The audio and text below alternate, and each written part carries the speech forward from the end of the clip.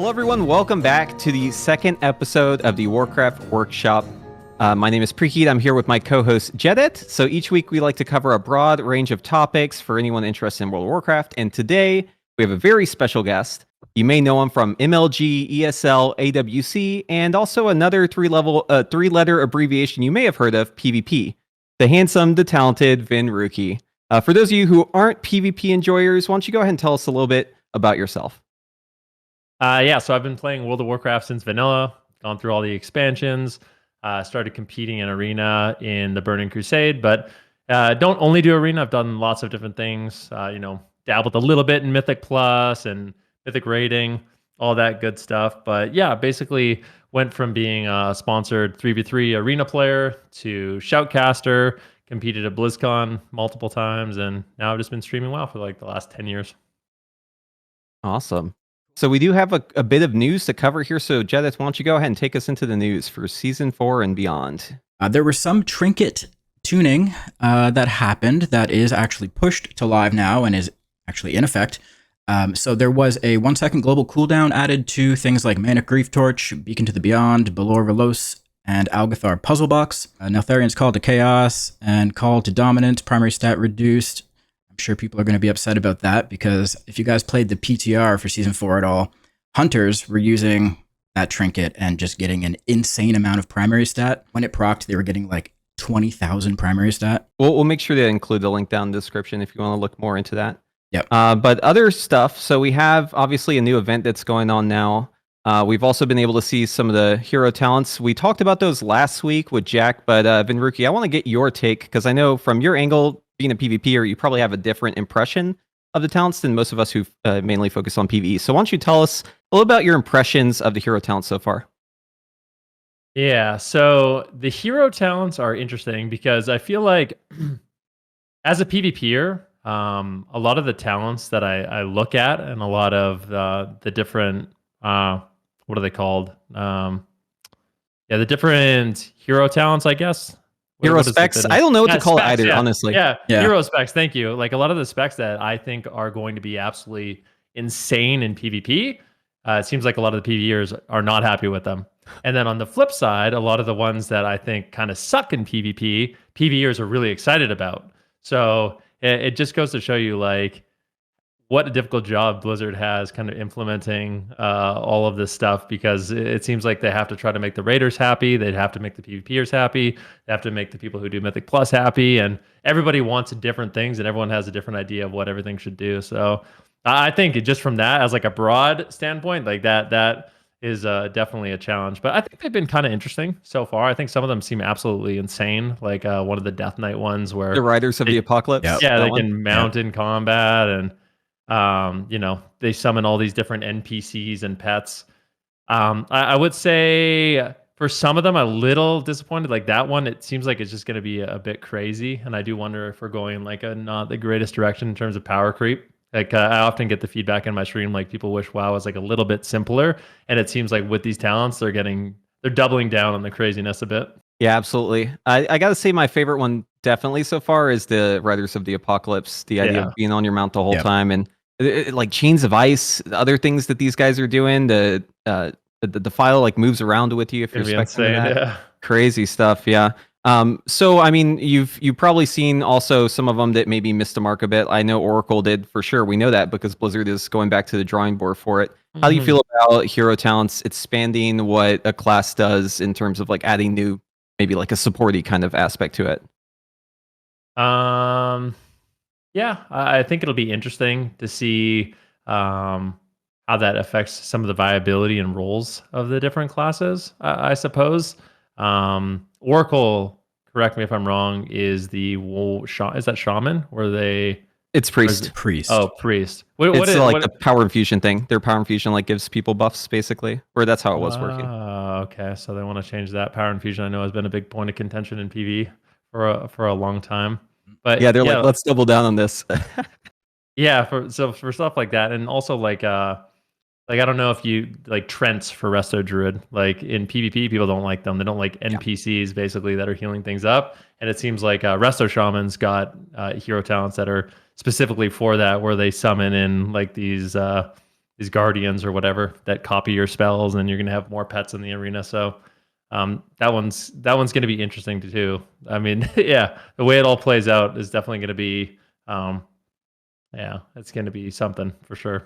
We'll definitely have to wait and see on it. But hey, more living bomb targets, so there's something there. Okay. Okay, Mage. Venruki, I wanted to ask you how, since you're like really ingrained in the PvP scene, and I am not at all. I don't PvP whatsoever. I actually just started dabbling. But how does the role of support and augmentation affect PvP? Is it, because we know how it kind of works in PvE, but does support in PvP kind of throw things off balance in that regard too, or is it kind of okay? Well, augmentation is in a weird spot where they kind of just nerfed it. Like they made it just like not very good. So it's still kind of playable, but its popularity basically fell off a cliff entirely. The first season it came out was really strong, and I think one of the frustrations players had with it is how much durability it brought. So not only did it bring like a good amount of offense, but it was basically in a way like a second healer with some of the shields that it brought and a lot of the defensive utility and all the secondary stat buffs, and even giving your healer more mana efficiency. So it was just a bunch of things that kind of extended the game.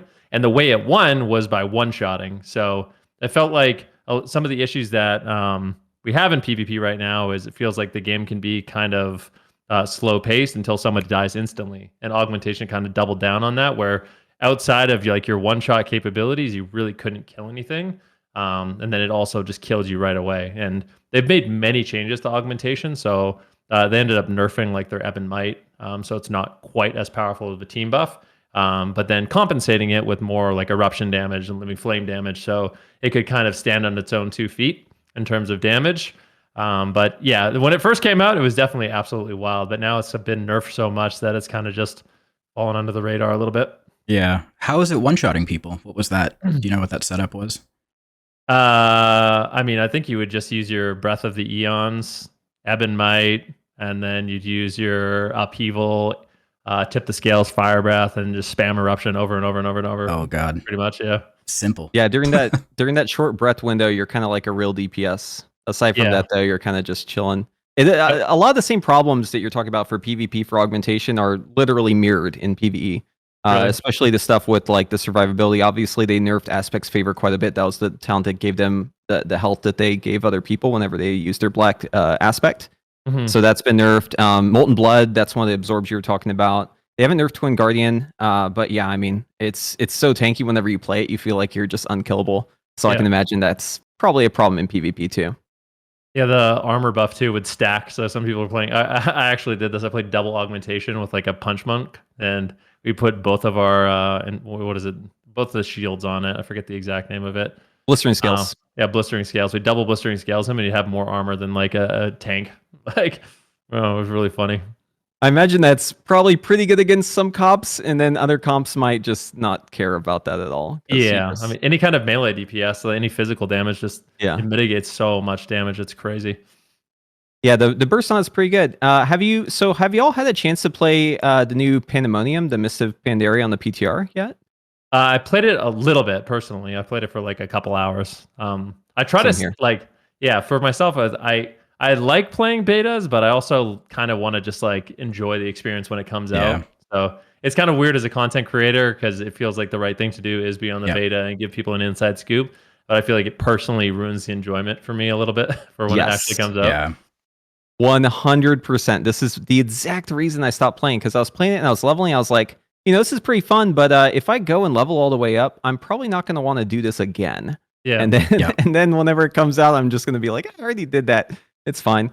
I was just going to say that was my exact thought process. Like, I heard that the PTR was coming, and I was like, I kind of don't want to spoil the surprise for myself, because then it's just like you're just experiencing it way too early, and then when the actual thing comes out, you already know what to do and how it's going to work.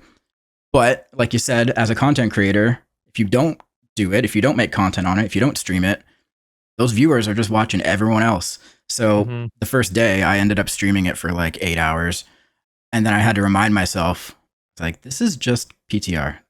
All the progress you're making here doesn't matter. You're losing all of it. So yeah, then I had to stop. But I'm really excited for it. I think it's a great system, and it's a good spin on bringing fun back to the game and doing old content, because nobody really likes going back and just doing the same thing over and over. Yeah. So this brings me a lot of hope for the future of the game, because I could see how this translates to other expansions maybe in the future, instead of just going the original like classic route for everything. This could be a way that they put a spin on it. So yeah, I like it. I'm excited. Yeah, that one and Plunderstorm. We'll talk more about that in just a bit. Yep. So, Venruki, how do you feel about PvP and Dragonflight? I was, you see a lot of complaints on Twitter and stuff like that, and on the forums. And I think the biggest issue with PvP is actually like the systems problem. So like MMR and long queue times, but the actual gameplay and class balance, I think, is some of the best it's ever been. Like maybe the best it's been. So I've been really enjoying it. I think I actually have every single class at max level. I play every single class, pretty much every single spec, which is something I haven't done in the past. It's been really easy to gear up characters. Pretty much every spec in the game is viable. It's been really enjoyable outside of some of the systems problems, rewards and not being able to gain rating, like stuff like that sucks, but the actual gameplay is fun. So if you can play the game and you're getting through the queues, then you're probably having a good time. Yeah, speaking of systems, so like they added solo shuffle in Dragonflight, correct? Yep. And so obviously solo shuffle has its own issues, but like overall, what would you say in terms like, is it a success, would you say, solo shuffle so far, or maybe needs some more work? I mean, it depends on who you ask. I think it's been a great success, and it's been the most popular game mode. So by far, the most people queue solo shuffle over anything else, and it makes sense, right? Like for a normal person that doesn't have teammates, the way you play 2v2 and the way you play 3v3 is you log on and you sit in LFG and you just wait and you wait and you wait and you wait, and maybe you get a teammate miraculously, you queue up, you lose one game and he leaves you, and then you're back to waiting. So it can be a pretty frustrating and dull experience. Whereas for solo shuffle, even though there are the queue times, you just queue and you eventually your destiny's in your own hands. You might have to wait the long queues, but at least you can play and you can climb rating by yourself, and you don't have to rely on finding other teammates. Some people don't like that though. They think that WoW should be like a very social game, and you should be making friends and teammates and have to, do all that stuff. But I don't know. Most of the people that say that I find already have teammates, so Yeah, it makes it easy for them. Yep. I will say, as someone who PvP'd back in TBC and Wrath of the Lich King, I remember it used to be way more restrictive. You had to actually have a team with those people too. Kind of similar to how the Mythic lockouts actually work right now. And I think removing those barriers of entry have been really, really good for getting people to be able to just kind of hop in and play a game, because not everyone is always going to be able to play with their same static every single time they log in. Yeah. I will say solo shuffle is what actually allowed me the confidence to actually like try PvP, because I always felt weird being this new guy who has no experience whatsoever, no knowledge of how PvP works, going into like Group Finder and trying to find a teammate. And then there's like that pressure of, oh shit, I don't want to be the reason why this fails. And it's a lot easier to go into solo shuffle, and obviously you can still kind of tank your team's performance, but it's less, I don't know, there's less burden on you as a player. So that's what got me into doing it this past season, and I'm glad it exists, because now I kind of have that confidence next season, season 4, to maybe dip my toes in a little further and see if I can maybe get to 1800 rating, because I was 100 rating short this time. So yeah, I really like solo shuffle, but I could see how it does sort of create that distance in being a social player in World of Warcraft. But I think that's just the way the game is going. It's in PvE too. It's in PvP. It's different times. It doesn't stop you from finding teammates on your own though. Like it's not. You can totally still do that, and I think a lot of people are still doing that. I imagine more people playing solo shuffle though probably means less players doing like threes and the other modes though. I assume there's like an opportunity cost there. I don't know. How do you feel about that? I think people exaggerate that a little bit. Like in people's minds, they think if solo shuffle was deleted, everyone that played solo shuffle, or most of them, would just go play 3v3. But I actually don't think that's true. I think what ends up happening is people just quit the game, or people like Jedith just never even bother trying, because they don't want to have to find teammates. They want an environment to learn in where, their destiny is in their own hands. So I think having this game mode that people like and they can kind of just queue up by themselves is a huge positive for the game. And I don't necessarily agree that if they got rid of solo shuffle, 3v3 would just be booming, because I don't think that's true. All right, so moving on, we know that obviously there are a lot of things you can do to improve your play in PvP. One of them is, like you're talking about, Jedith, like just knowing more, understanding like the rules of PvP when it comes to group content.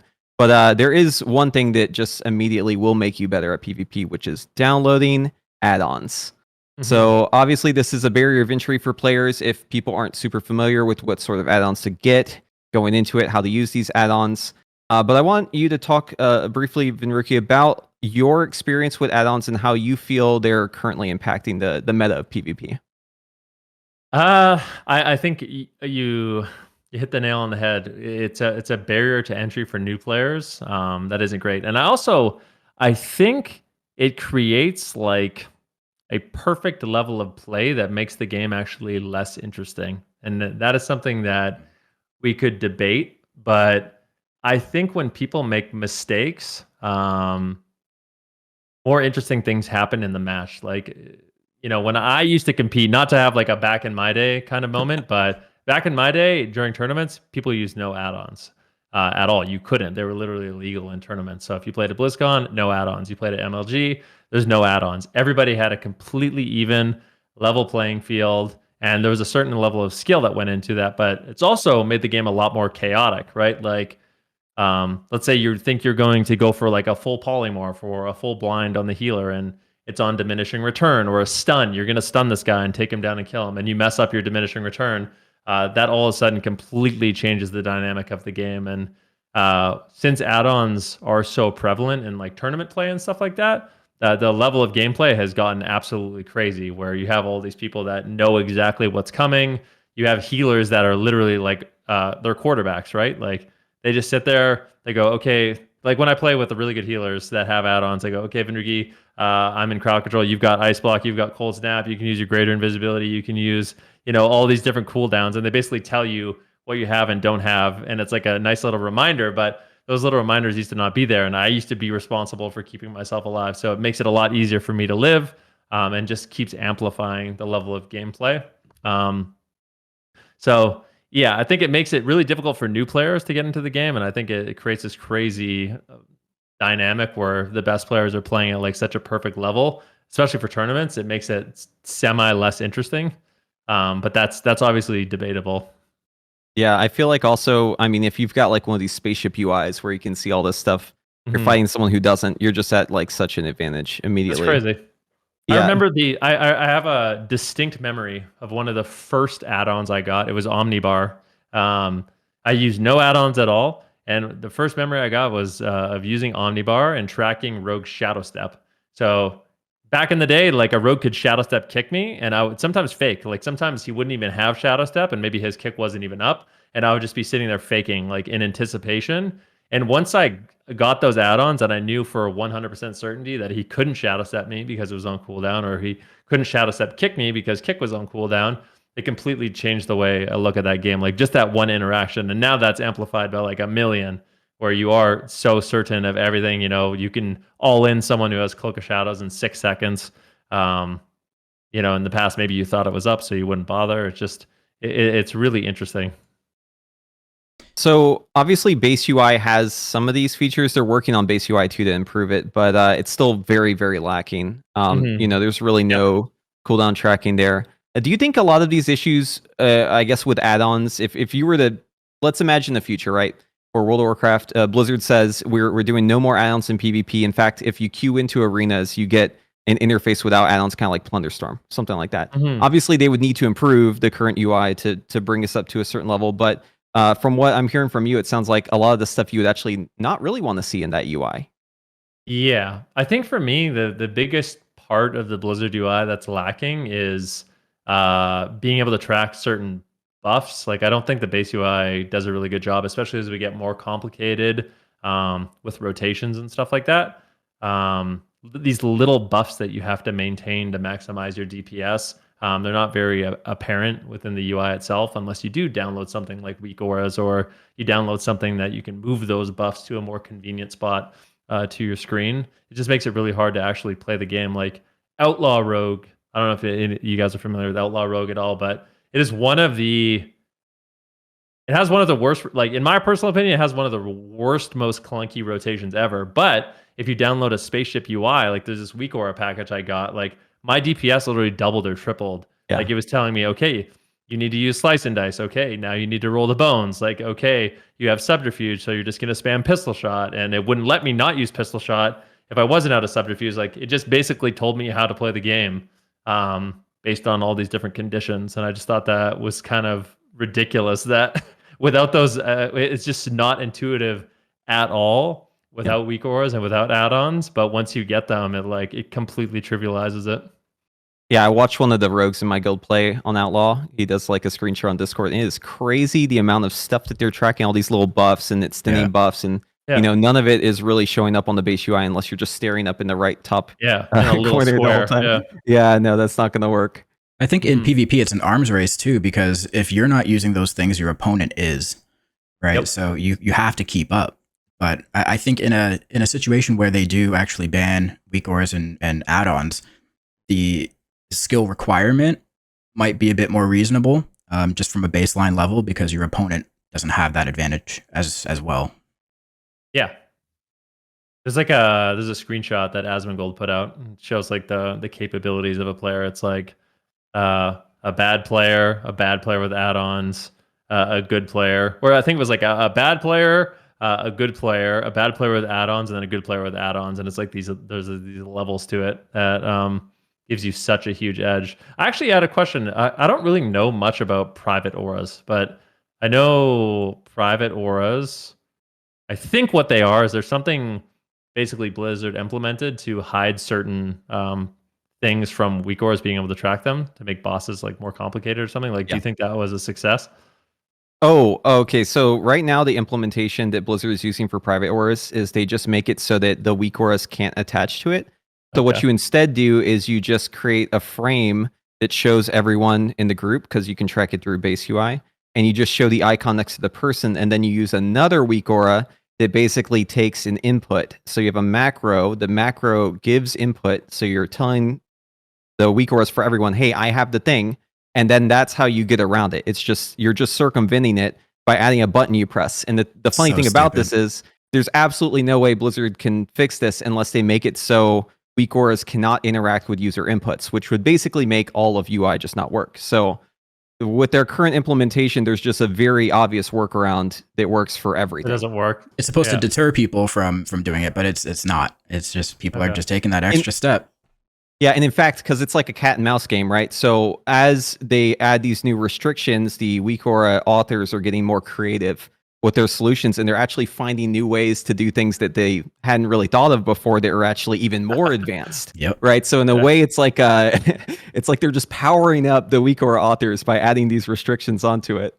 I don't know. I don't see the end goal of this. I don't see like where they can find what works for them, just because I know that no matter what implementation they go with the current design, it's just not going to get there because there's too many ways around it.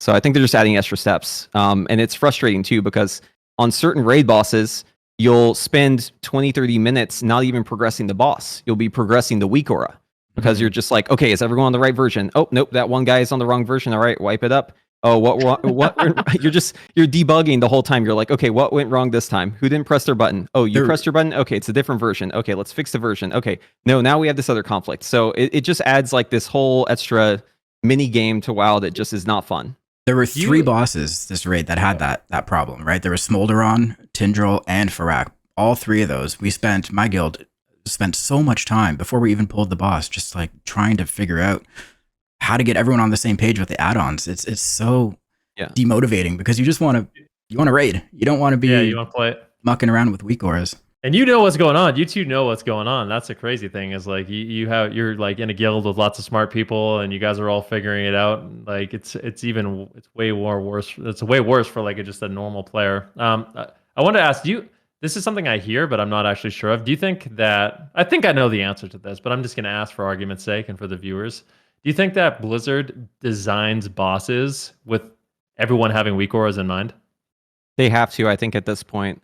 I want to add just a little bit of clarity, though, to what I was just saying. I think that the current way that Weakauras work is kind of bad, though. Like, I think if you just remove private auras, then you have a whole different problem, where in a way, people always make the argument like, oh, the add-ons are playing the game for you. In a way, that's kind of true, like to a certain extent. Obviously, there's still coordination and skill involved, but I don't know what the solution is. I just know that what we're currently working with is not it. But yes, they have to be designing these fights with Weakauras in mind. Some fights, they actually do a pretty good job of giving you intuitive in-game response feedback to what's happening, and you don't really need an add-on or Weakaura for it. You can just coordinate. I think the best example of this so far is Halandris bombs. It's a very obvious UI above your character. You can see who has it. You can see how long they have on it. Stuff like this, if they were to implement mechanics that actually have this intuitive in-game design, like, you wouldn't need Weakauras as much. I think it's kind of the situation where they're creating mechanics that can really only be done efficiently with Weakauras because they know that you're going to have Weakauras. But the problem is since they're doing that, since that's the meta, now it's requiring the Weakauras and they have to get more advanced. And now they're trying to fix a different problem that they've kind of created by getting us in this place in the first place. So in a game where add-ons are allowed and it's able to tell you stuff that's happening, you can always take it to the logical extreme. You can always make it play the game for you. The question is how do you design it so it's just apparent so you don't need the Weakaura? That would be the solution I would look for. I had an interesting experience where when I was talking about add-ons and add-ons being crazy and how I think they should get rid of a lot of add-ons and we should go to like more of a simple UI, a lot of PvEers and a lot of raiders went after me a little bit, and they said that they think that is one of the best strengths in World of Warcraft, and getting rid of add-ons would be completely ridiculous. Like, and I was a little bit surprised by that, but so I'm curious on what your guys' take on that is. Like, do you think add-ons have gone too far? Do you think we should remove add-ons? Like, do you think there's a good balance? Like, it's a tough call for me because I do enjoy the optimization and sort of the nitpicky nature of it all. Like, trying to find ways that I can sort of customize my UI and find Weakauras that I can make, playing my rotation a bit easier. I like that complexity and I like that customization, but I totally recognize that it's pushing the game more towards that and making it less accessible. And I totally recognize that that's a problem. So I'm torn. I don't know. It's hard to say, but I kind of like it. Okay. One of the greatest strengths of World of Warcraft is the ability to fully customize your user interface, I think. Mm-hmm. So I don't know if it's worth giving that up to try and pursue this goal of trying to make the mechanics work so that Weakauras can't capture that data.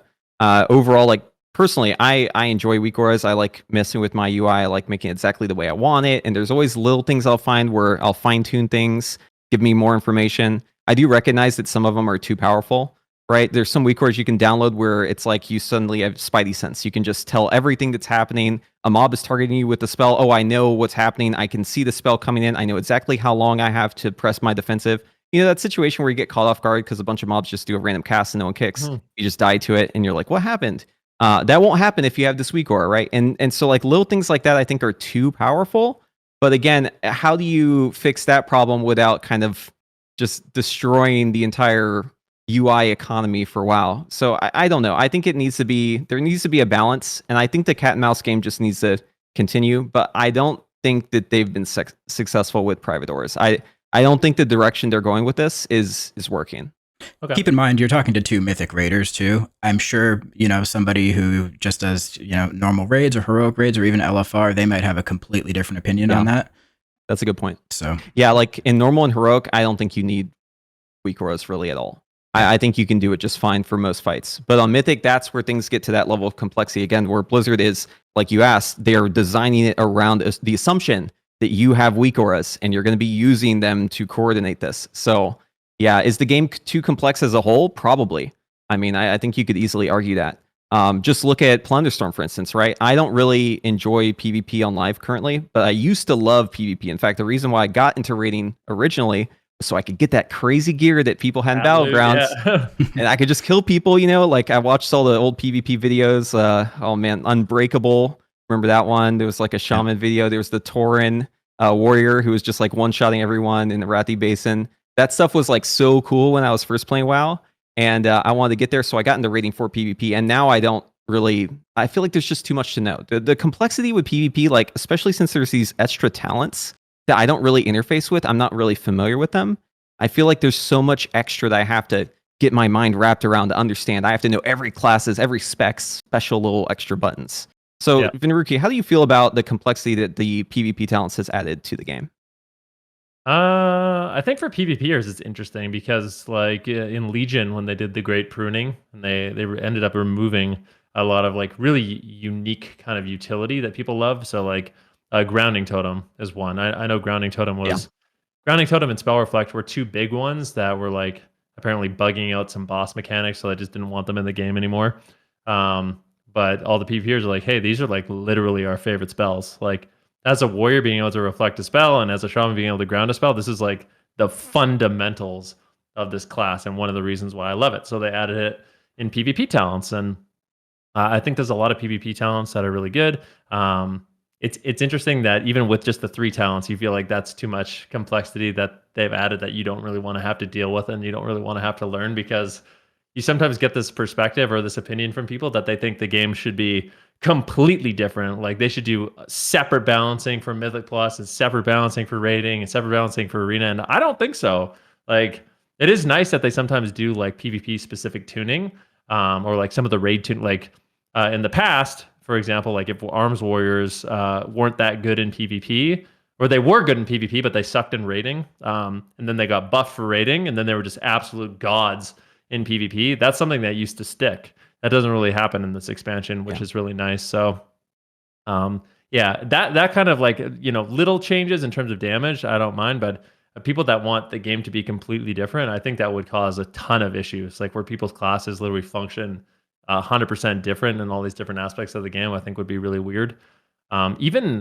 It's really weird because they do have like modifiers on a lot of spells in PvP, but they're not very apparent. Like the game doesn't tell you at all. Like if you want to look it up, like Frostbolt, for example, does double damage in PvP compared to raiding. So that's not something you can actually see in the game at all. You have to look it out. So that's another one of those weird things where for like new players, it's not intuitive of all to understand that your rotation may change or these abilities are different, which is kind of strange. And I wonder if they should add something like that. It'd be nice to know in the tooltip. That was actually the exact example I was going to give, because Frostbolt is so much. It hits like a wet noodle in PvE. It's like, it's just your nice spell. But in PvP, yeah. it's like it's actually a button you can press and deal damage with. Yeah, and so it's not just that though. Like, so I did RBGs in a group that was like pushing for, I guess they were like the 2700 and above folks. I never got to that rating, but I was playing with them, so I was queuing up against these people.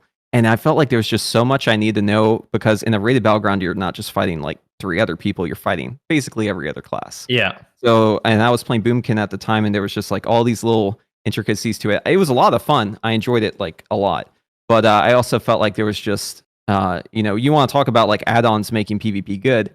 Battleground enemies in rated battlegrounds is the most overpowered thing ever. It literally gives you a frame for every enemy. And you can track the dots on them. So as a Boomkin, you can just mouse over dot the entire team as you're there, just running your mouse up and down the UI. I mean, crazy stuff like that. Obviously, once you have it, you unlock it. But again, the barrier of entry for new players, like they're not going to know about this stuff unless they're queuing in with people who do. So even worse than that, like battleground enemies allows you a way to target people from across the map, even when you can't see them. So if you have nameplates on and you target someone, you can literally see them across the entire map. So you can, what good RBGers will do is they'll click on all the frames, click. If you're a base sitter, for example, and you're not doing anything anyways, you'll basically just say, okay, this guy's going here, this guy's going here, this guy's going here. You can't actually see them, but you can see the frames moving from 500 yards away, which is basically like map hack. And if you're a new player and you don't have that, like how on earth are you going to win? Yeah, that reminds me of Plunderstorm. There's that setting too where you can set the minimum size for people's names, and you can just see like everyone across the map, and kind of the same idea. You can just track people. It's like you have crazy radar on what everyone's doing. Yeah. It's just but again, like these are obviously things that also have, they kind of lean into accessibility too. So it's a little bit of a gray area. Like, how can Blizzard improve this, make it better for all the players, improve the gameplay experience, and is it worth the downside that it's having, like this downstream effect on PvP? Yeah, I mean, it's just like for you guys with Weakauras, right? Like you guys are like, yeah, I kind of like customizing my UI. I like doing all the min-maxy things, but for the average player, all that is just too much. And it's the same thing in PvP. Like a lot of the complexities in PvP, the things that I love, like these extended crowd control chains that, you're taking a healer out for 20 seconds at a time. Like that's not very fun. If you're a healer and you're getting CC'd for 20 seconds, that sucks. Like you're not playing, you're like, World of Warcraft is one of the only games where you can be crowd controlled more than you're actually playing the game, which is something for me, like a veteran, I've grown to love over the years. But maybe if they got rid of that, more people would want to play WoW. It's just a really tough thing. It's like that you wanna obviously do right by the veteran players, like all of us, like the people who are obsessed with the game and been playing forever. But by doing that, they might be hurting, bringing in new people. So it's a really tough balance. It definitely hinders bringing in new people, because if you think about WoW, like it is just such an old game at this point. It's been around for 20 years. There's no new blood coming into the game. I'm sure there's people that see it and they want to, so they come in and they try it. And then, they get into an arena and they just get absolutely demolished. And it's, so these new kids aren't really learning WoW. They're going to go learn Fortnite or Valorant, where it's a much more even playing ground where they can actually succeed and get better. But I just think that PvP in particular, because I think PvE has a bit more of an on-ramp in terms of like, you create your character, you start leveling up. It's kind of in the same vein as, PvE, but then PvP is just its own separate thing. I don't think it's accessible for new people at all. And it's scary to think like what might happen to PvP in the future if more people don't start playing it. So for new players, so we're talking a lot about new players and the experience, I guess, as PvEers going into PvP. So if you were to tell a new player or give them some advice, if they're looking to get into PvP, what advice would you give them?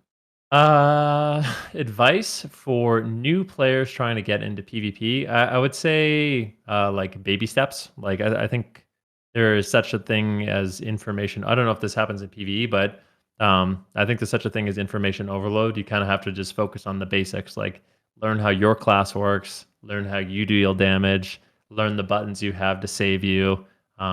Make sure before you do try to get into any kind of rated PvP, you actually have gear, because a lot of people don't understand how important having good gear is, or like having up-to-date gear. If you don't have it, you're not going to win no matter what you do. Yeah. And it can be a really, really frustrating experience. So I would say make sure you learn your class, read your tooltips. You can take it, good people's specs or whatever. Watch some guides, watch some Twitch videos. Go out there and just play. Battlegrounds, I think, are a really good place to learn. They implemented something new called, I don't know if you guys have had a chance to try it. It's called Battleground Blitz. It's like a new game mode where it's Battlegrounds, but it's a lot faster. So like they increased mount speed and they made all the objectives go by way faster. And it's a way for people to play and also earn conquest. It's a non-rated mode, but you can actually earn conquest and a ton of honor by playing it. So you can actually gear up really quick. And another cool thing about it is your item level gets scaled up. So even if you have bad gear, if you queue up, you are at like a set item level. So you can still play and have like a relatively good player experience before you're fully geared. So things like that I think are really important. Like just having a way for players to play and not be super under geared, because that's just like gear is a complicated thing, especially for someone coming to the game, and it's hard to understand just how important it is. Like, do I really just suck that bad? I just died in one hit, or is that how the game's supposed to be? Or do you just not have the right gear? So I think those things are important. That was a big thing for me. I couldn't live until I got some gear and I had enough versatility to actually take a hit or two. Yeah, you just die instantly. Yeah. And I didn't realize that until somebody else had to tell me, like, it's like, no, man, you got to go buy this gear. And it's the only way you're going to actually survive. My wife, she always plays new expansions. She likes like leveling up, maybe doing a little bit of Mythic Plus, doing a few Battlegrounds, and then she'll normally just like quit. But I remember trying to play like some 2v2 with her, and she would just run in and die instantly. I'd tell her like, I'd make her like a Swifty defensive macro. So basically just pop all your defensive so you could live as long as possible, and still just dead in like 5 seconds, not trying to call her out. But like, it's not very fun. You know what I mean? Like, it's not a very fun experience when that happens, and that is one of the intimidating things about PvP is just this is something I was talking a little bit with some people about, like the way the damage profile works in WoW 2 now. It's very spiky. Like when you pop your defensive cooldowns, your damage is ramping to 300%, 400% in some cases. So if you don't react appropriately during those moments, you instantly lose, which kind of sucks, right? So it makes it so you kind of have to understand how all the different classes works. And it's also one of the reasons why Weakauras are so popular in PvP now. It started in Shadowlands, where like, you know, there's just all these abilities that if you don't pay attention to them instantly, you automatically lose the game. Like a Boomkin's Incarnation, right? If you don't immediately respond, you're dead in 1 second. So it kind of created this necessity of add-ons, so you don't just lose to these mechanics you didn't really understand, that don't really have good visuals for how powerful they are, which is you know, its own topic, I guess. It's like that in PvE too. You know, as you get up into the higher key levels, or even in raids, like a lot of mechanics are one shots. If you don't pop a defensive, if you don't know to pop a defensive, you're just dead. So I think it's a game wide issue for sure. Yeah, in terms of the classes, I guess, you know, you're outlining some of the issues with the high spikes and damage profiles.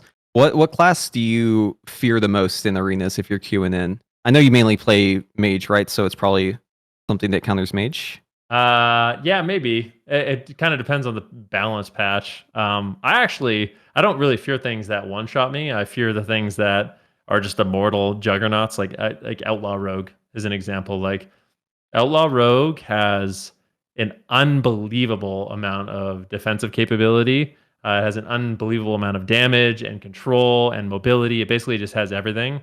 It's just a Terminator. Like just imagine Terminator 2, Arnold Schwarzenegger just running at you the entire game, or Terminator 1, Arnold Schwarzenegger just running at you the entire game. You can't really get him off you. You can't kill him. Like you're just getting completely screwed, and it brings the game to a weird spot where it feels like you can only lose in the early game, and in the late game you're probably going to lose too. Meanwhile, they can win at any point in the match, and it's those classes that have too much defense, I think, that frustrate me even more than the classes that one shot me. So let's say you're in charge of class balancing for a day. What's the first like buff and nerf that you hit for PvP? That's a good question.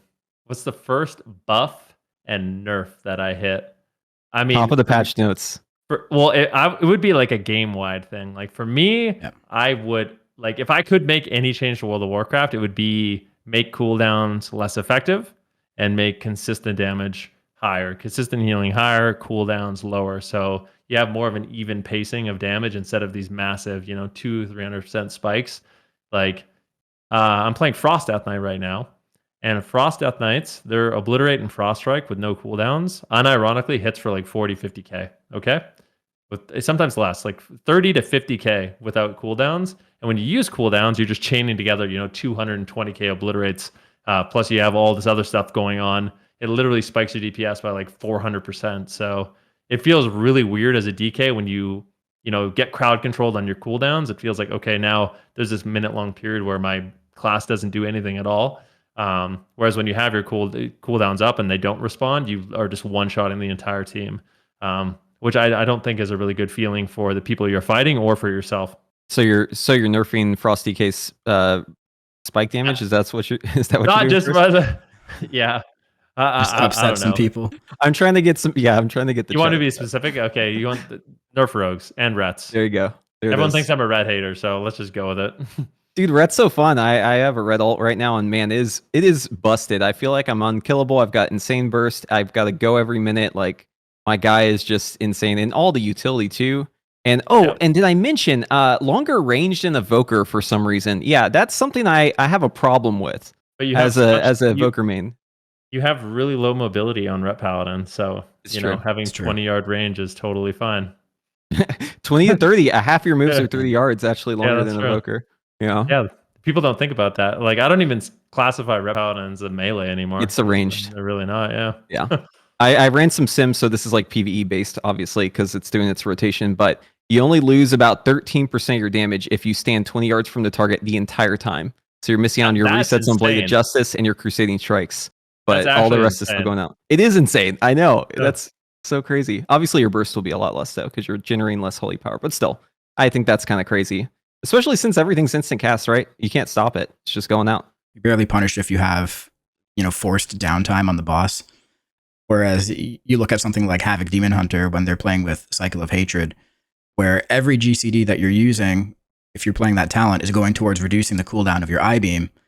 So if you're missing any uptime on the boss, you're severely punished. And then you have Ret Paladins who can just go ranged for a little bit. They're okay. They'll be fine. They're fine. Don't nerf them. Yeah, they're great. I love my Ret. Their spot at the top of the meters is secure. They're not worried. They're fun to play for sure. Yeah, they're great. I'm really surprised that you only lose that much damage though by just playing range. That's crazy. Yeah, I mean it's just two little parts of it, two talents that you're missing out on. It's kind of crazy. Their auto attacks don't really do much, anyways. What about so I mean you've been obviously there's this new spec out augmentation and been playing with it. We kind of talked about its tankiness before. But have you dabbled in the augmentation arts? I have, yeah. I played it a lot. I played it a lot last season. I played it this season too. I think it's good. Like it's got for PvP at least, it has a lot of defensive capabilities. It has good crowd control. Obviously, like I said, it can give extra mana to your healer, so that's obviously a good thing. Longevity of the match. It's kind of one of those specs where, like I said, if you're not one-shotting, it's going to be a longer game. But even though it's not that popular in PvP right now, I still think it's pretty strong. I do think it's pretty overall. I don't mind the idea of it. I just don't like how.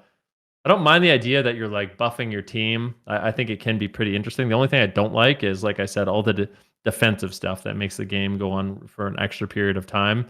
It feels like you can't beat them until the late game. That's the one thing I don't like. I remember like in AWC, didn't they have like a lot of Augur? Maybe it was just like the finals. That's when I tuned in. Maybe. I know a lot of people play Preservation Evoker. I'm trying to think. I think the comp had Prez and Aug, and I don't remember who the third was. Okay. It might be, yeah. There was a period of time where people were playing like Death Knight, like Frost Death Knight, and then Double Dragon. It's called like Stinky Breath Cleave. And you would basically, the Frost Death Knight uses all his grips to bring everyone in, and then you have the dragons, do their deep breath one shot and just kill people instantly. Any devastation? Yeah. Some people are playing Devastation. It's gotten a lot more popular. Devastation in PvP is the strongest it's been. They've just been getting buffed every patch. So right now, yeah, you should try it out in PvP. I think you'd like it. You just spam Disintegrate and one-shot people. You don't have to worry about threat in PvP. That's true. Yes, that's the biggest point. Threat is such an issue on PvP or PvE for Devastation. It's actually insane. Yeah, and speaking of PvP talents, for Devastation, there's two PvP talents you might like. One is called Obsidian Metal, so your Obsidian scales make it so you cannot be interrupted. Yeah. And then you have Unburdened Flight, which makes it so you can't be snared. So you can just run in circles, taking less damage, moving fast, casting while moving, can't be kicked, can't be snared, and just blasting people for 200k DPS. So it's pretty solid. You know what counters that though is a root. Although you do have Deep Breath to get out of the root, but I think you generally want to save that for kill confirming. I know a little bit about Dev and PvP, but yeah, it seems like there's some really cool stuff there. But I wonder. So you said it's like the strongest it's been. Is it like overshadowing Aug in PvP? Are the tables turned? Yeah, it's way better than Aug. That's cool. Yeah. That's awesome. I would actually argue that in PvE as well right now, but obviously it brings some utility that you can't get as Devastation. So you usually get roped into playing it, even though it's worse, just because your healer needs to be able to cast while moving with Spatial Paradox. Oh, yeah, that's the Evoker life right now. So we ended up getting I don't know when it's closing out, but Plunderstorm, Jedith, how much have you been playing Plunderstorm? So at the start, I was playing it pretty often because it was just a lot of fun, and the rewards were like pretty spread out along the Renown track, so there was always something coming. And then I got to Renown 40, got everything, and I stopped playing. But that's not to say that the game system is bad or it's not fun. I had a lot of fun doing it, but now there's just like other stuff that I'm doing. But I think it's incredible. I'm really happy that they tried it. I will. Oh, this is a bit sad. I had a vacation planned for the day Plunderstorm came out. So that's one of the problems when they keep things secret. It was a very nice surprise, and I think if I had have been here, I would have really loved it. But I had a vacation, so everyone's having fun with this new game mode, Plunderstorm. There's a tournament coming up. Meanwhile, I went to Italy, which was fun. I'm not going to complain. I got to go on vacation. I got to go to Italy. But I came home and I basically had to cram. Everyone had been practicing, and for this tournament, I had like 1 or 2 days practice, and we didn't do that great. I think we got like 11th out of 30th, so we didn't do too bad, but definitely a bit disappointing. But I think overall the game was really fun. I loved it. Like you said, there's so many positives to it. Right? Everyone has the same UI. It's not overly complicated. I think it's one of those games where it has enough depth that if you're, a really good try-hard gamer, you can have fun with it. But it's also simple enough that, if you're more of a casual player, you can still really enjoy it. And yeah, I enjoyed getting all the way up to 40. I think I got that in like 1 or 2 days after I got home. And then I continued to play, and now I just kind of every once in a while, if somebody wants to play duos or trios, I'll play with them off stream. So yeah, I mean, there's a lot to love. I love, again, the simplicity of it, and also there's the random aspect to it since you're getting new moves. Although I think it's pretty quick to like figure out what you like playing and what's good essentially in whatever mode. But it's also interesting that like the abilities that are useful in threes are not so useful in solos, right? Obviously, you want like more mobility if you're solo because you can always just run away. That's always an option. Whereas in threes, it's like more about coordinating with your teams, synergy, utility, that sort of stuff. But yeah, I think overall it's been like a really awesome experiment. So what lessons do you think Blizzard should pull from Plunderstorm and maybe implement in live PvP? That's a great question. That's a great question. Because they're so different, right? Like, yeah, it's like what I said. A lot of the things I love about WoW PvP and is so unique to WoW PvP is like you do have this very robust kit of all these different abilities that you can implement. But Plunderstorm, it kind of really simplifies that. Do I think that the simplification is better? Would I want that instead? I don't think that I would. For like a standalone game, I think it's nice. For what do I think they should add? I don't know. Maybe skill shots. Do we like skill shots? I feel like the skill shots on like some crowd control, I think is actually really interesting, and I think that's something that they could maybe implement in WoW, and it actually give you an ability to avoid some crowd control if it had to be aimed. I don't know if that's something that players would actually like, but I thought it was really interesting. I like it a lot, but I also think it has the issue that, as a mage, you're familiar with this, the blink issue, right? A single pebble in the way, and it suddenly like the game forgets how to make you teleport forward, or like your Arcanosphere gets caught on literally a crumb on the ground. Yeah. So stuff like that. Like maybe my lesson learned would be like look at the issues with these abilities and how they impact terrain, and maybe find a solution for that, and then bring it over to World of Warcraft, because I would love to be able to not blink in place. That is just the most frustrating thing, especially when you shimmer once and then you're like, oh, it didn't work, so I need to shimmer again. And then you get caught at the second time, and you're like, okay, well, I guess I'll just die next time someone gets up to me. Yeah. I think aside from that type of stuff, there's a lot of like under the hood things that they kind of developed for Plunderstorm that I think could benefit retail in some form in the future. Like even just something as simple as, looting a mob and getting an item, and that item per se is going directly onto your action bar. That's something that doesn't really exist in retail, and it's giving you an extra ability. Like that would be cool to see in PvE or PvP. Maybe not PvP, but PvE I could see. Maybe there's a boss like if you remember in Burning Crusade, when you killed Kael'thas, you had to loot all these weapons, and you used these epic weapons to kill the boss. Like that could be put into place for that, or something like that. Even something so for PvP, there's like for Plunderstorm, they have this instanced lobby type of area. That could be cool to see in PvP too. I think there's a lot of like technical under the hood things that maybe they can transfer over.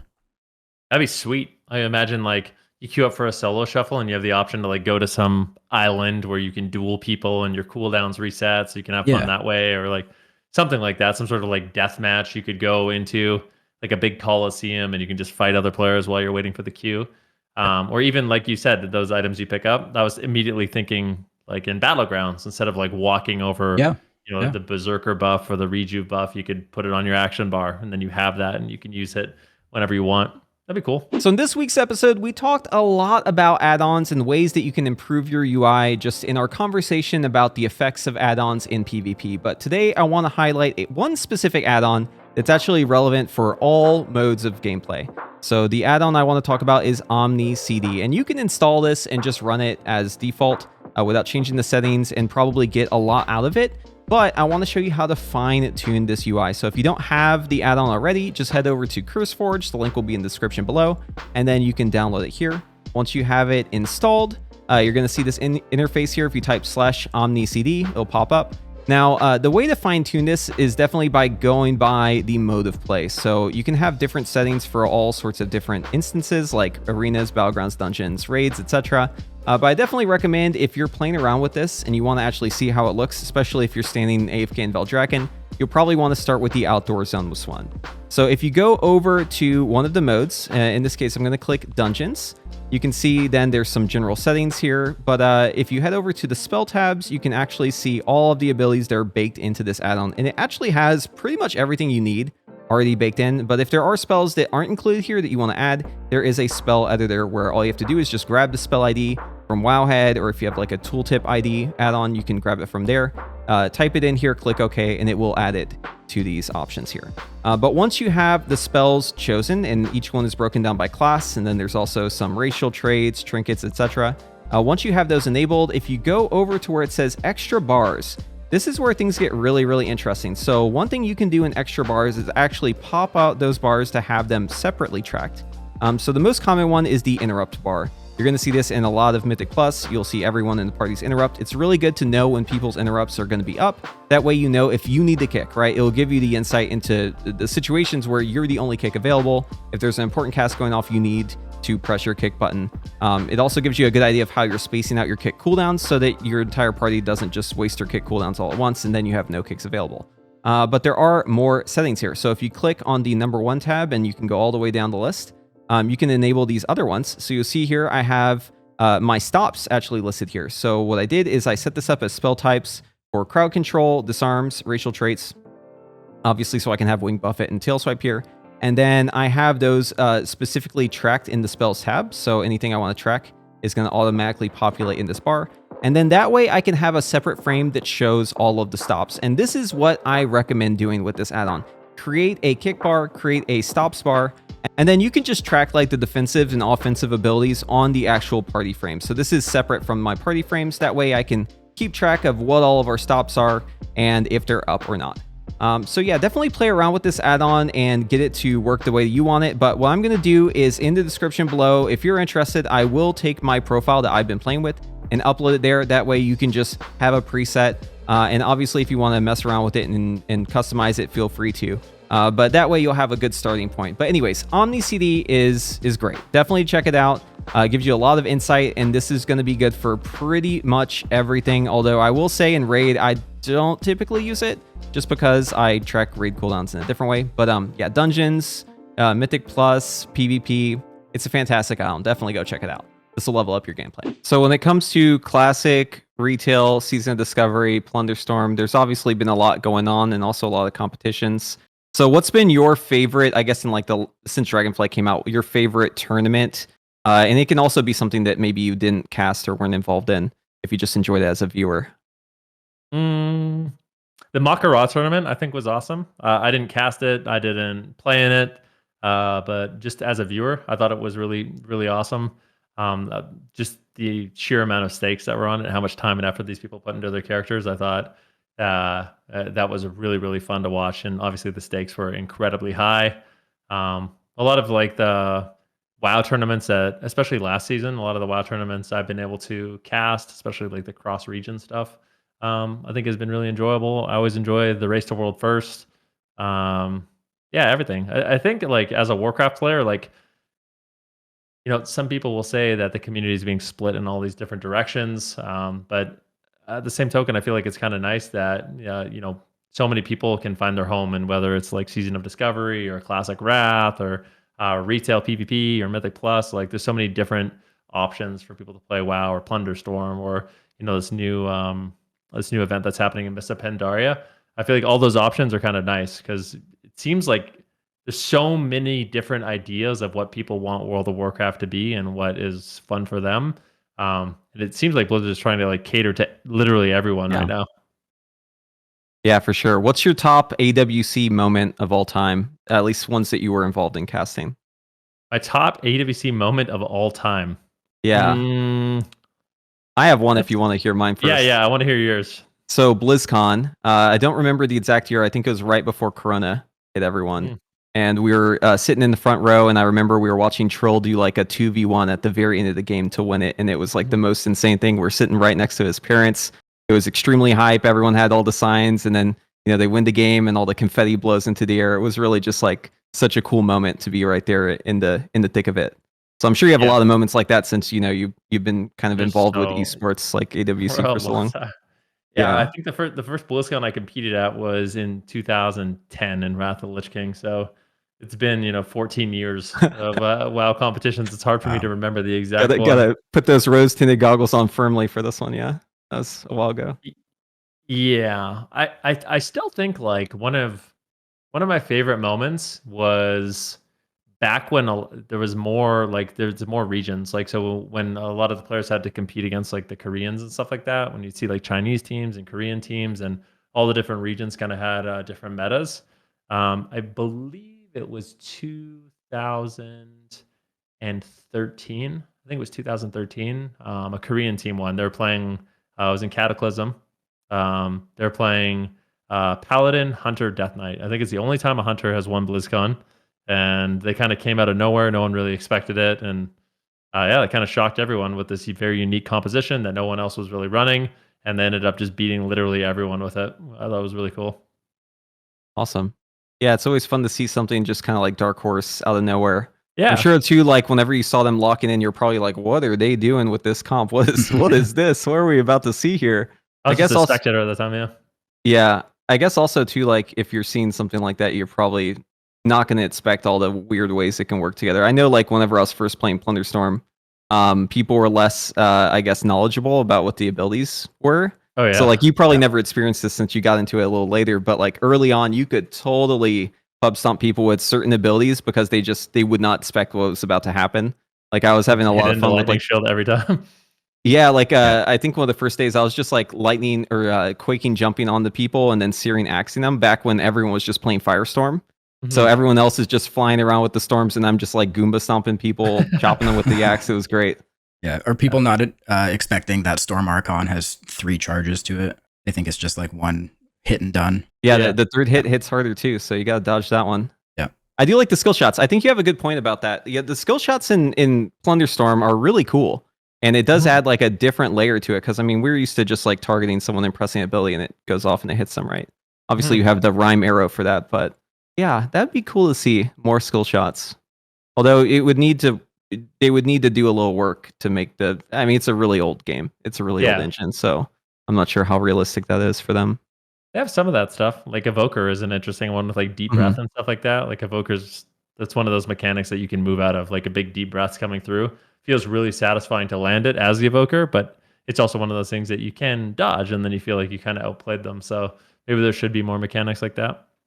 Yeah, I don't know how well this will work in PvP, but the trick I always tell people for Evoker in PvE at least is start your deep breath on the enemy, fly away. Because then you can predict where you're going. It's safer that direction. And also, your deep breath comes out much faster as well. Yeah, oh, definitely. It just becomes tricky when there's people that are split up and you kind of have to nail them both. Yeah, I could see that for sure. Cool. Well, it's been a pleasure speaking with you. I want to respect your time here, and we've been going a bit. So thank you for the perspective. Definitely looking forward to it. Oh, one last question. So what are you planning to play first in The War Within? What are you most hyped about? Mage, for sure. Mage? I'm excited to see what the third spec isn't out yet. I don't think it is. Sunfire, I don't think it's out. Yeah, so waiting for that. But the Frostfire looks good. The Spellslinger looks pretty good as well. So Mage is always going to be my favorite. Windwalker Monk is like, it's been my main alt since Miss Pandaria, but yeah, I'll always be a mage at heart, so that'll be the first thing I level. Yeah, mage is looking pretty fun in The War Within too. Yeah, the Splinter stuff especially, looking forward to that. But anyways, let's go ahead and sign off here. So once again, my name is Preheat. Thanks for joining us on this episode about PvP. We're definitely looking to expand a wide net whenever we're looking for what sort of topics to cover in new episodes. So definitely let us know in the comments what you liked about this episode and our format and what you'd be maybe interested in seeing next time around. And with that, I'll pass it over to you, Jedith. Yeah, thanks for watching, guys. One quick thing that I want to mention before we sign off today is that the podcast is now available on Spotify. So we have the first episode up and posted. You can go find it there. And this episode will be going live as soon as it's on YouTube as well. So you can find us on Spotify from now on if you're like wanting to listen in your car or at the gym or whatever. It's up on Spotify. So thanks for listening. And Venruki, if you want to say anything else to the viewers before you go. Hi, viewers. No, I just want to say thank you both for having me on. I really enjoyed our conversation. And yeah, if you guys want to check out my stream, it's twitch.tv/Venruki and youtube.com/Venruki. And yeah, I'll be excited to see, you know, some of the comments on this. And it's always nice to get different perspectives on some of the ideas I have. Like I said, I know there's so many different people that play WoW, and everyone has different ideas of how the game should be. So I like hearing both of your perspectives. Yeah, thanks for coming on. We appreciate your input. Cool. So I think that's it. All right. Thanks for watching, everyone. Bye. See ya.